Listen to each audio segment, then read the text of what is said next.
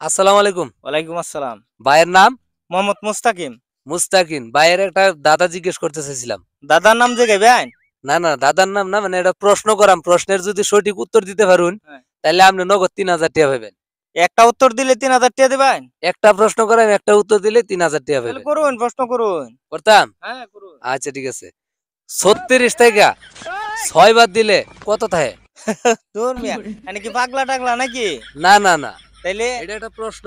এটা প্রশ্ন করলেন, এরকম একটা প্রশ্ন করলেন, কি আমার মূর্খ মনে হইলো না কি মনে করেন এরকম একটা সহজ প্রশ্ন করলেন? প্রশ্নটা সহজ। তো সহজ না? আচ্ছা কি আমার মূর্খ মনে হয় নাকি?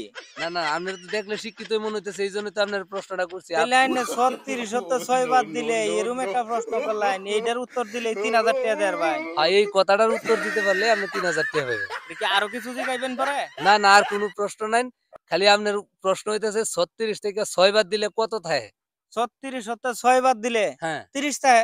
৩৬ তে ৬ বাদ দিলে ৩০ থাকে? অবশ্যই ৩০ থাকে।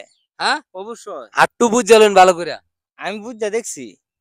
আপনি খেয়াল করুন, মানে আপনার সময় দেওয়া হইছে। আপনি যদি বুঝা হইনা চিন্তা করে সঠিক উত্তর দেন তাইলে কিন্তু আমরা টিয়া দেব।